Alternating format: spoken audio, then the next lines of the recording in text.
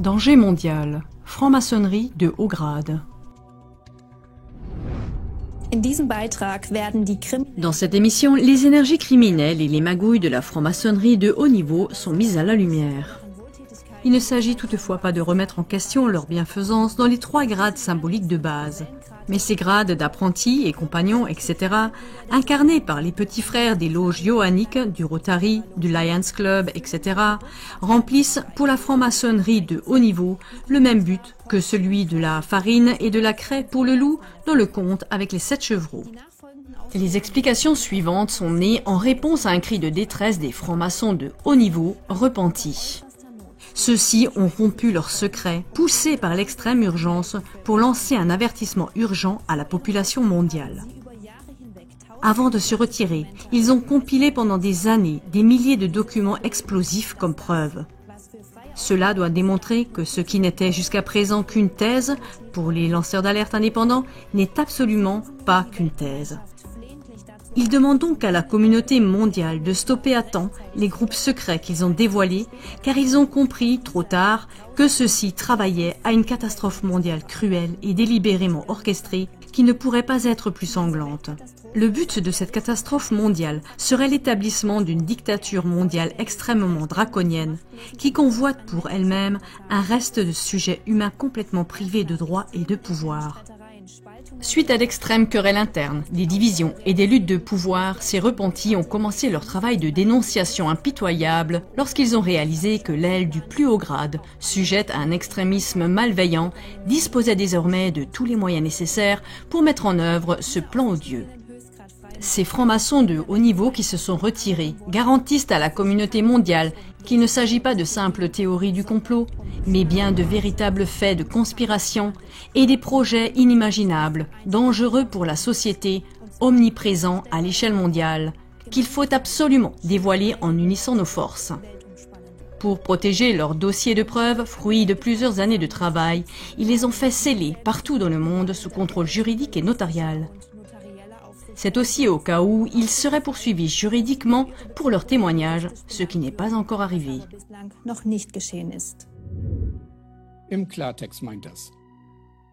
En clair, si on tatouait le symbole de la franc-maçonnerie sur le front de chaque franc-maçon qui se trouve à un levier de commande quelconque, oui, on pourrait rendre visibles les francs-maçons qui se sont infiltrés dans les hautes sphères de notre société.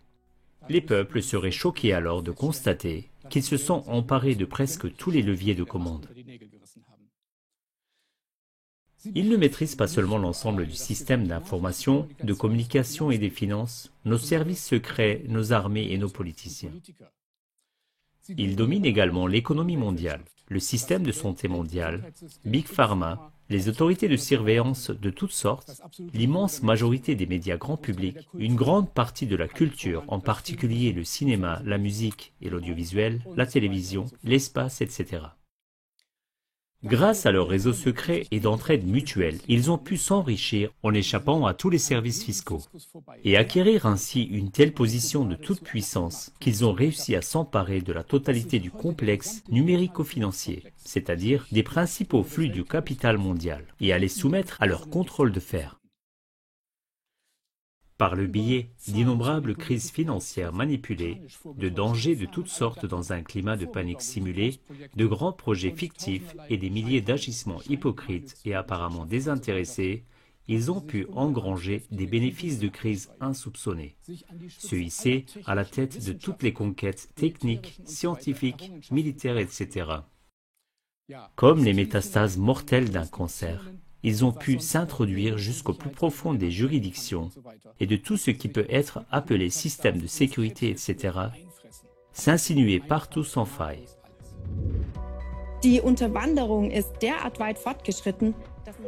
L'infiltration est tellement avancée qu'il faut partir du principe que toutes les menaces récemment esquissées dans la panique ne sont qu'un jeu de dupes de ces frères de la loge mondiale qui souhaitent par ce biais imposer leur nouvel ordre mondial, c'est-à-dire leur propre domination du monde. Pour ce faire, ils utilisent notamment les armes météorologiques désormais bien connues ou les substances cultivées dans leur propre laboratoire qui sont à l'origine de toutes les épidémies. La peste porcine, la grippe aviaire, la maladie de la vache folle, la maladie de la langue bleue, la pandémie des chauves-souris appelée SARS-CoV-2 et la variole du singe, etc. Cette étude fournit des preuves dramatiques qui appuient la thèse selon laquelle les hauts fonctionnaires de presque tous les pays du monde sont tous des membres de la même loge, d'un seul et même réseau de sociétés secrètes, et qu'ils doivent donc obéir aux dictats de leur maître suprême. Ce documentaire nous fait d'abord traverser les siècles pour que nous réalisions que la plupart de ce que nous avons compris jusqu'à présent comme l'histoire fatidique du monde n'était probablement qu'un calcul planifié de bout en bout. De nos jours, la logique veut que le printemps arabe qui vient de se terminer, ainsi que toutes les révolutions de couleur, les épidémies, etc., jusqu'à la guerre actuelle entre la Russie et l'Ukraine, ne sont au fond qu'un seul et même scénario. Il s'agit d'un spectacle stratégique visant à réaliser des objectifs bien plus ambitieux par le biais de tous ces scénarios d'horreur orientés. Quels sont ces objectifs ? Par exemple, la réalisation planifiée depuis des siècles d'une expropriation et d'une soumission totale de toute l'humanité. Par exemple, la réalisation du chaos total planifié depuis longtemps en vue de l'élimination stratégique de toutes les nationalités. Nous parlons actuellement de la mise en œuvre ciblée d'un plan de plus de 300 ans qui vise à éliminer toutes les monnaies, les religions, les idéologies, les libertés, etc. Un plan ancestral qui, à travers la crise totale, doit permettre son propre nouvel ordre mondial ou domination draconienne du monde. Mais une telle solution ne serait pas acceptée par les peuples sans méfiance, à moins que les menaces les plus fatales, telles que le terrorisme imprévisible, les épidémies, les pandémies, les catastrophes climatiques, les crises financières mondiales, les guerres mondiales, etc., ne puissent apparemment être surmontées que par l'établissement d'une domination mondiale draconienne. Ce que le monde ne devrait évidemment jamais savoir, c'est que la quasi-totalité de la terreur a été organisée par ceux qui se présentent soudain comme la seule issue et le sauveur du monde. Parmi les innombrables mensonges et les sacrifices impitoyables qui sont d'ailleurs monnaie courante dans la franc-maçonnerie de haut niveau, ce grand spectacle doit donc servir un seul grand but final, l'établissement de la domination mondiale de cette même société secrète qui, d'une main invisible, dirige tout depuis longtemps. Cette tactique de la direction politique des peuples par une seule main, pour ainsi dire cachée, est d'ailleurs retenue symboliquement, comme nous le verrons abondamment par la suite, dans la franc-maçonnerie depuis Napoléon Ier. D'innombrables hommes d'État et hauts fonctionnaires se sont en effet fait dessiner, peindre ou photographier comme Napoléon, avec une main dans le gilet. Il semble y avoir qu'un seul chemin pour venir à bout à temps de cette conspiration mondiale vieille de plusieurs siècles. La communauté mondiale trompée et pillée doit écrire les noms de tous ces pillards afin que ceux-ci puissent être jugés et privés de leur pouvoir devant un tribunal mondial élu par le peuple, un Nuremberg II en quelque sorte. Avant que ces conspirateurs mondiaux ne puissent prochainement dépouiller les peuples de leurs derniers biens et de leur dernière liberté, les peuples doivent confondre ces sournois prédateurs au sujet de leur banditisme, de sorte que tous les biens et terres qu'ils ont volés, en effet une grande partie de la surface du monde leur appartient déjà, ainsi que tous leurs capitaux puissent être confisqués. Il est nécessaire de proclamer une annulation mondiale de la dette pour les peuples trompés. Toutes les dettes causées par cette injustice peuvent facilement être payées par les biens volés de ces pilleurs. Si les peuples ne le font pas très rapidement, ces conspirateurs le feront certainement encore de nos jours à l'encontre de tous les peuples. Depuis que les milieux de l'information libre ont commencé à dévoiler ces réseaux maçonniques qui infiltrent tout sur la toile mondiale, d'innombrables preuves pertinentes sont constamment bannies d'Internet, effacées, censurées.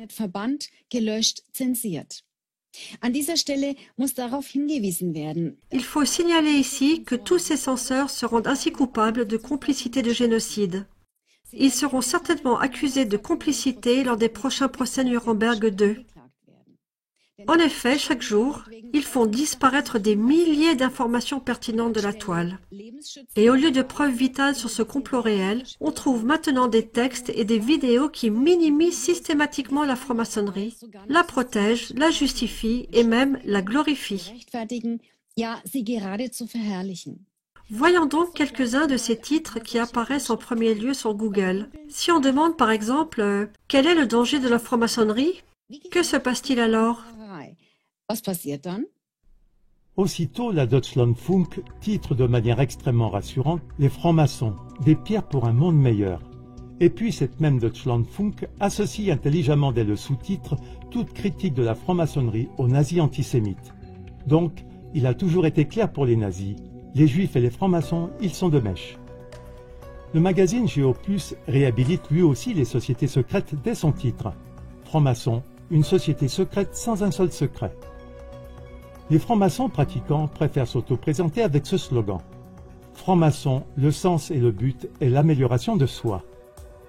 Même les soi-disant experts en religion, qui stigmatisent habituellement toutes les sectes d'arrière-cour, même les plus inoffensives, enlèvent leur mise en garde contre la franc-maçonnerie en tant que secte et la minimisent considérablement dès le titre, et les experts en religion doivent bien le savoir.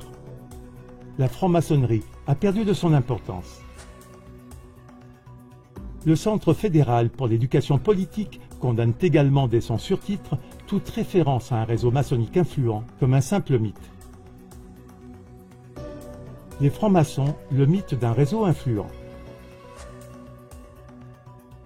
Et c'est avec cette petite sélection parmi d'innombrables autres dénigrements sur le web que nous nous lançons maintenant dans la réalité. Nous vérifions notamment si les réseaux maçonniques ne sont en fait qu'un mythe sans influence significative. Nous nous intéressons tout particulièrement à la question de savoir si l'intérêt des francs-maçons pour la politique est vraiment aussi faible que ce qui est affirmé avec insistance sur toutes sortes de sites web maçonniques originaux, comme celui qui suit, également dans son surtitre « La franc-maçonnerie n'est pas un mouvement politique et n'est pas un groupe de pression ». Les loges et les grandes loges ne formulent pas de programme et ne prennent pas part aux débats politiques partisans. En outre, les francs-maçons de haut niveau aiment dissimuler la vérité en disant par exemple « En fait, nous ne sommes pas des loups déguisés en moutons, mais plutôt des moutons déguisés en loups », dont la dangerosité est bien en deçà de l'image qu'en donnent la littérature et les médias. Nous avons commencé nos recherches à partir du XVIIIe siècle. Nous nous sommes d'abord intéressés à la question de savoir si les francs-maçons n'étaient effectivement pas actifs sur le plan politique, comme ils le prétendent toujours solennellement. Mais les premières enquêtes nous ont déjà prouvé le contraire. Où que l'on cherche parmi les hauts fonctionnaires, francs-maçons, francs-maçons, francs-maçons. Des francs-maçons sur tous les fronts politiques, militaires et juridiques. Ils ont mené de leurs propres mains des révolutions en première ligne, infiltrant les plus hauts postes politiques dans tous les pays que nous avons examinés. Voici quelques exemples pratiques. Les renversements politiques suivants entre le XVIIIe et le XIXe siècle ont été directement inspirés et initiés par les francs-maçons. 1789 en France par Mirabeau, Robespierre, Danton. 1812 au Venezuela par Miranda. 1821 en Colombie par Simon Bolivar. Bolivar est même surnommé aujourd'hui le George Washington d'Amérique du Sud. Il faisait par exemple partie de la loge numéro 2 au Pérou, appelée Order and Liberty. 1860 en Italie par Mazzini et Garibaldi. 1896 aux Philippines par José Rizal. 1918 en Hongrie par Bela Kun et Kossuth. 1923 en Turquie par Kemal Pacha Atatürk. 1926, renversement au Portugal par Magalhães. Tous les subversifs que je viens de citer étaient effectivement des frères de loge. Ce documentaire prouve que l'influence politique et générale de la franc-maçonnerie est très ancienne, qu'elle a déjà traversé nos siècles de manière atroce et qu'elle commence à porter ses fruits les plus meurtriers à l'heure actuelle. Avant de nous pencher sur leurs dérives récentes, regardons encore un peu autour de nous du XVIIe au XIXe siècle. Par exemple, il est prouvé qu'au moins tous ces présidents américains étaient francs-maçons. Et comme on le sait, les présidents américains ont mené pas moins de 219 guerres d'agression, et l'un d'eux, un franc-maçon, a largué les premières bombes atomiques sur Hiroshima et Nagasaki. Sous leurs photos, leur appartenance à une loge est chaque fois affichée. Remarquez toujours la main cachée. Des présidents des États-Unis francs-maçons. Maître de chaire de la Alexandria Lodge. Il a prêté serment à la Constitution sur la Bible de la St. John's Lodge numéro 1 de New York. Williamsburg Lodge numéro 6 en Virginie, colonel pendant la guerre d'indépendance. Grand maître de la Grande Loge du Tennessee. A combattu les Anglais, les Indiens et les Espagnols. Il a soutenu le déplacement forcé des Indiens d'Amérique, de leur pays d'origine. Columbia Lodge numéro 31, à Columbia, Tennessee. Avocat. Il avait approuvé la guerre entre les États-Unis et le Mexique. Avec signe de la main d'appartenance à une loge maçonnique. Lodge numéro 23 à Lancaster, Pennsylvanie. Avocat, sénateur. Franc-maçon, 32e grade. Il a été admis à l'âge de 43 ans dans la Greenville Lodge numéro 11 au Tennessee. Membre honoraire de la Grande Loge de Floride. Il a gracié Albert Pike, le chef du rite maçonnique écossais, qui était recherché par le gouvernement américain pour haute trahison. Signe de main d'appartenance à la loge. Franc-maçon, 14e grade, membre de la Magnolia Lodge numéro 20 à Columbus, Ohio. Général de division, avocat, sénateur, victime d'une tentative d'assassinat. Hiram Lodge numéro 21 à Winchester, Virginie. Avocat, il a encouragé une politique qui a conduit l'Amérique à la guerre impérialiste hispano-américaine. En tenue de franc-maçon. Martin Koch Lodge numéro 806 à Oyster Bay dans l'État de New York. Architecte de l'expansionnisme impérial américain. Membre de la Kilwinning Lodge numéro 356 à Cincinnati. Il a joué un rôle important dans la militarisation et l'expansion du Japon impérial. Membre de la Marion Lodge numéro 70 à Marion, Ohio. Membre de la Holland Lodge numéro 8 à New York. Il a menti pour entraîner l'Amérique dans la Seconde Guerre mondiale. Responsabilité du largage de la première bombe atomique en 1945. Membre de la Belton Lodge numéro 450 dans le Missouri. Fonda plus tard la Grandview Lodge numéro 618. A été promu grand maître du Missouri en 1940. C'est la deuxième fois dans l'histoire des États-Unis qu'un ancien grand maître devient président. Johnson a été admis dans une loge au Texas en 1937. Il a participé à la dissimulation des faits concernant l'incident de l'USS Liberty 1967. Il a été impliqué dans l'assassinat de John F. Kennedy. Malta, Lodge numéro 465 à Grand Rapids. En 1975, il a été nommé grand maître honoraire de l'ordre maçonnique de Molay. Enseignant, député, sénateur, il a joué un rôle crucial dans la dissimulation des faits réels de l'assassinat de John F. Kennedy. En 1970, Newsweek a appelé Gerald Ford au Congrès l'homme de la CIA. Membre des superloges Asor, Pantalpha et Three Eyes. Il a été directeur de la CIA de 1976 à 1977.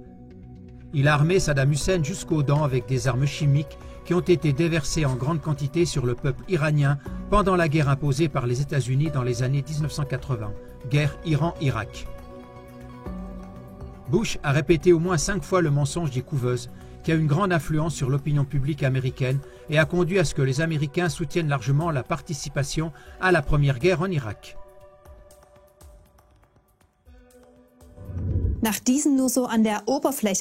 Après ces preuves à peine effleurées du peu d'influence directe des francs-maçons sur la politique, selon ce qu'ils affirment, on pourrait prétendre que ce n'est le cas qu'aux États-Unis et nulle part ailleurs.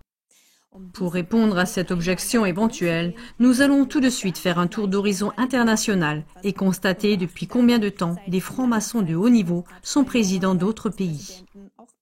Ces constatations sont d'ailleurs importantes pour que nous puissions comprendre par la suite le sens et le but de cette divulgation. Depuis des siècles, un réseau international de chefs d'État, issus de la franc-maçonnerie de haut niveau, a pu se former, dont l'un des objectifs déclarés dès le début était le gouvernement mondial unique et donc l'abolition de tous les États-nations, mais aussi l'abolition de l'argent liquide, l'abolition de toutes les religions, afin d'amener le monde à sa religion mondiale unique et bien d'autres choses encore. Mais revenons-en à la question.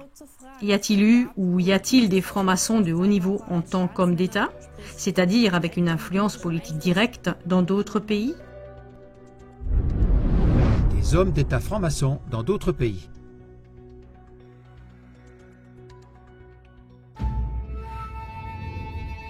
médecin et homme d'État, leader de la révolution chinoise de 1911, premier président de la République chinoise, membre de la société secrète Hong et d'une loge maçonnique.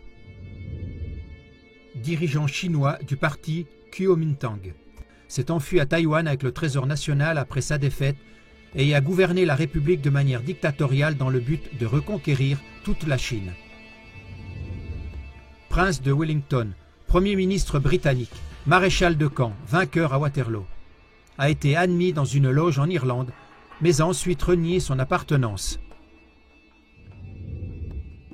Roi de Westphalie, membre de la loge La Paix à Toulon.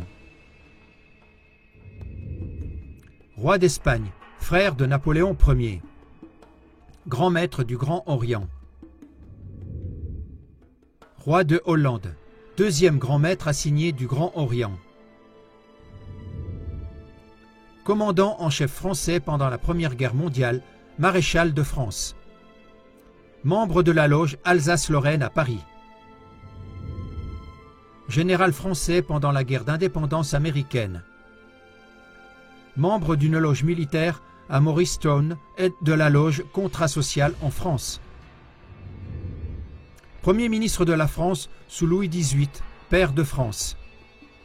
Il était grand commandeur de l'ordre maçonnique des hauts grades AASR. Premier ministre français, homme d'État, pacifiste, membre permanent de la Cour d'arbitrage de La Haye, premier président de la Société des Nations. Prix Nobel de la paix en 1920, membre de la loge Sincérité à Reims. Premier ministre en France, membre des loges Grand Orient de France, Edmund Burke, Compass Star Rose. Comte de Rimničský, prince Italiski, généralisme russe, a vaincu les Français en Italie du Nord, passage des Alpes avec des pertes, commémoré par le monument près du pont du Diable. Membre de loge à Saint-Pétersbourg et Königsberg. Membre de la loge parisienne Henri IV et de la loge Les Pyramides d'Égypte. Président du Chili. Maréchal de France. Cofondateur et ministre des Affaires étrangères de la République tchécoslovaque, Premier ministre, président de la République, a organisé la résistance contre l'Autriche avec Masaryk, membre de la loge Pravda Vitezzi. Médecin, inventeur de la guillotine. Vice-président du Sénat belge, l'un des fondateurs et président du Bureau international de la paix, Prix Nobel de la paix en 1913. Membre de la loge bruxelloise Les Amis Philanthropes. Ministre d'État et président du conseil privé à Weimar. Commandeur de la maison, maître de chaire, de la loge Amalia, sous la stricte observance. Roi de Prusse. Il est devenu franc-maçon alors qu'il était prince héritier. Directeur du FBI. Membre de la Federal Lodge numéro 1 et de la Justice Lodge numéro 46 à Washington, D.C. Homme d'État anglais, Premier ministre. Fondateur du mouvement Pan-Europe visant à la création d'une confédération européenne, a été admis dans une loge à Vienne en 1922. Sataniste suprême avoué, successeur de Reuss, chef de l'Auto, se faisant appeler Baphomet, a écrit la messe gnostique et de nombreux livres sur l'ésotérisme maçonnique, spiritualiste et magique. Général de brigade des États du Sud pendant la guerre civile américaine. Franc-maçon 33e grade et sataniste avoué. Grand commandant de la juridiction du Sud. Chef de l'ordre du haut rang AASR. Homme d'État et révolutionnaire italien. Premier grand maître du rite de Memphis, Misraïm. Avocat. Combattant italien de la liberté. Co-compagnon d'armes de Garibaldi et destinataire de la lettre d'Albert Pike, dans laquelle ce dernier, en tant que général d'armée, planifiait exactement 3 guerres mondiales. Les 2 premières guerres mondiales se sont déroulées exactement selon sa planification. Mazzini était à la tête de l'ordre des Illuminati depuis 1834, membre et membre d'honneur de nombreuses loges. Lors de ses funérailles, des drapeaux maçonniques ont été portés pour la première fois dans les rues de Rome. Homme d'État italien, a soutenu le combat de Garibaldi, véritable créateur d'une Italie unie. Franc-maçon comme beaucoup de ses compagnons d'armes. Physicien italien, co-développeur de la bombe atomique en Amérique. Prix Nobel de physique. Ingénieur français, constructeur de la Tour Eiffel.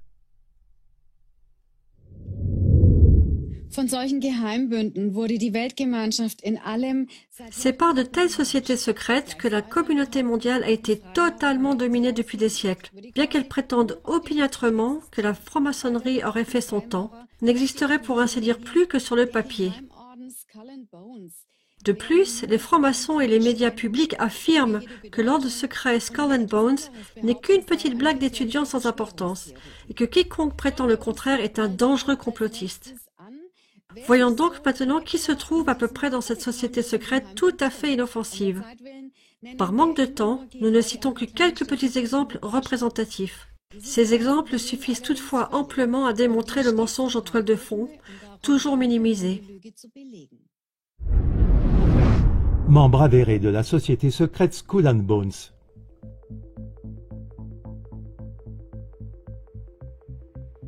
« 27e président des États-Unis, juge en chef des États-Unis et secrétaire d'État américain à la guerre. 41e président des États-Unis, directeur de la CIA, ambassadeur de l'ONU et ambassadeur des États-Unis en Chine. 43e président des États-Unis, ministre de la Justice des États-Unis, secrétaire d'État des États-Unis, sénateur des États-Unis, juge à la Cour suprême des États-Unis, président de la Cour suprême des États-Unis, juge en chef de l'État du Connecticut et gouverneur, directeur du personnel de la CIA, secrétaire d'État américain à la guerre et secrétaire d'État américain, secrétaire de la marine américaine et financier de la ville de New York, sénateur américain du Connecticut et banquier, sénateur américain et candidat du Parti démocrate à la présidence des États-Unis en 2004, sénateur américain et membre de la commission Warren, sénateur américain, sénateur américain, sénateur américain, secrétaire à la marine et gouverneur de Rhode Island, père du sénateur américain Lincoln Chafee, sénateur américain, président de l'université de Yale, président du Council on Foreign Relations, ambassadeur des États-Unis en Chine et assistant du secrétaire d'État américain, directeur de Brown Brothers and Harriman, Standard Oil et Remington Arms, ambassadeur des États-Unis et secrétaire américain au commerce, gouverneur de New York, président et président du conseil d'administration de l'Union Pacific Railroad, de Brown Brothers Harriman et de la Southern Pacific Railroad. Secrétaire au Trésor américain sous la présidence de William Howard Taft. Ce que peu de gens savent, c'est l'appartenance aux loges des révolutionnaires et assassins de masse suivants. Napoléon Bonaparte, entré en 1798 dans la loge Philadelphie de l'armée, ses frères Joseph, Lucien, Louis et Jérôme étaient également francs-maçons. 5 des 6 membres du Conseil suprême de l'Empire de Napoléon étaient francs-maçons, tout comme 6 des 9 officiers impériaux et 22 des 30 maréchaux de France. Les liens de Bonaparte avec la franc-maçonnerie ont toujours été minimisés dans les documents historiques. Napoléon III, franc-maçon et empereur de France, 1852 à 1870. Membre du rite écossais ancien et accepté de France. Karl Marx. Karl Marx, le fondateur du communisme, était un franc-maçon 32e grade Grand Orient. Il a causé la mort de plus de 100 millions de personnes. Frère de loge. Joseph Staline. Véritable nom, Joseph Vissarionovitch Djougashvili. Le règne de terreur de Staline, à travers les purges, a coûté la vie de plus de 20 millions de ses propres compatriotes. Il est souvent représenté sur les photos avec le geste de la main cachée. Aucun document officiel n'a pu être trouvé prouvant l'initiation de Staline à la franc-maçonnerie. Bien sûr, les dictateurs comme Staline contrôlaient strictement toutes les informations le concernant et concernant ses affaires, ce qui rend difficile de prouver quoi que ce soit. Staline et Washington, deux idéologies opposées, un même geste de la main. Vladimir Ilyich Lénine, précurseur de la sanglante révolution communiste russe de 1917. Selon l'historien Sergei Volkov, les bolcheviks ont assassiné jusqu'à 2 millions d'opposants après l'attentat manqué contre Lénine. Loge, Joseph de Maistre. Art et travail, Der Ring. Léon Trotsky, de son vrai nom, Léo Davidovitch Bronstein. Stratège de la guerre civile, criminel de guerre et meurtrier de masse. Loge, art et travail.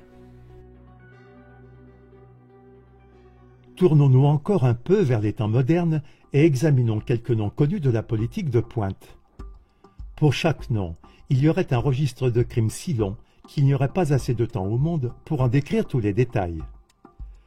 Dans ce documentaire, il s'agit uniquement de prouver que la franc-maçonnerie n'est en aucun cas une société secrète sans intérêt politique et sans secret. Franc-maçon à la tête des décennies passées jusqu'à aujourd'hui. Gustav Walter Heinemann, 1969. Il était un franc-maçon actif et le 3e président de la République fédérale d'Allemagne. Heinemann était également ministre de la Justice et exerçait en tant que tel une influence extrêmement pernicieuse. Il a par exemple aboli le paragraphe sur la pornographie dans sa forme existante et a ainsi libéralisé l'ensemble du droit pénal en matière sexuelle. Une vague d'impureté d'une ampleur sans précédent s'est alors déversée sur nos pays.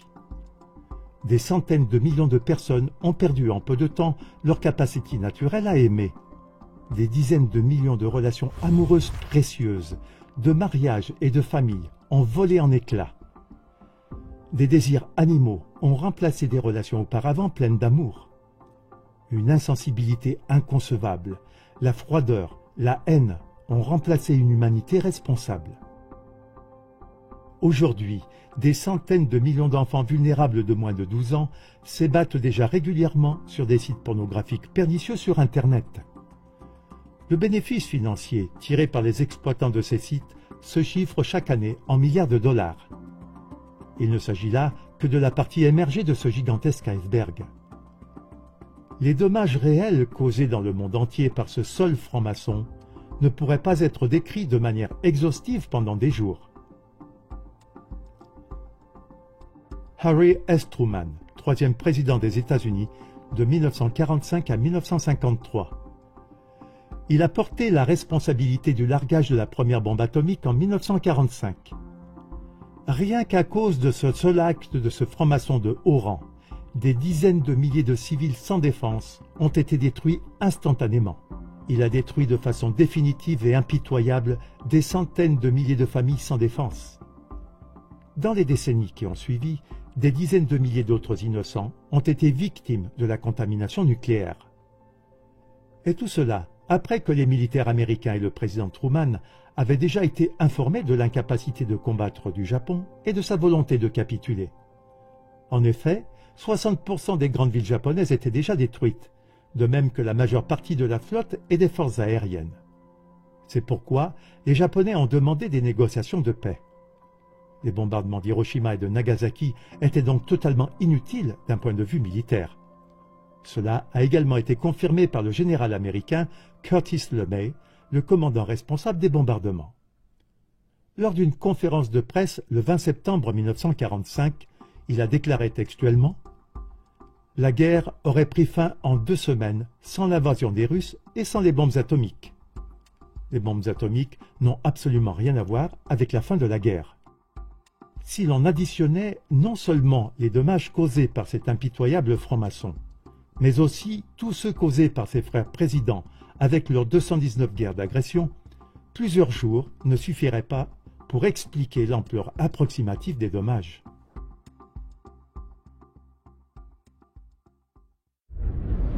Et voici d'autres exemples du passé récent.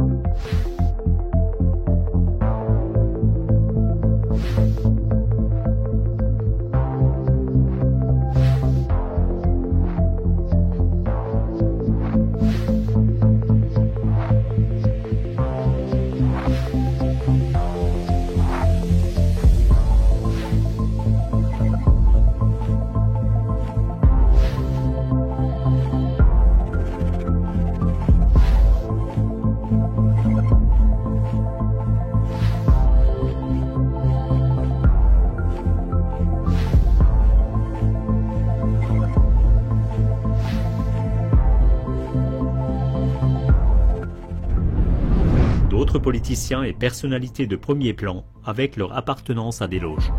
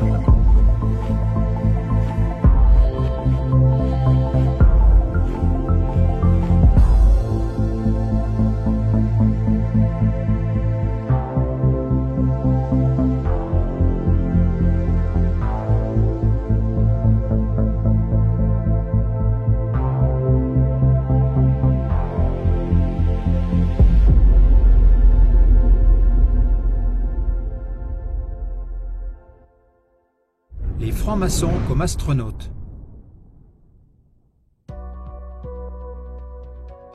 Enfin, il convient également de constater que pas moins de 10 astronautes de renommée mondiale étaient des francs-maçons de haut niveau et des frères de loge.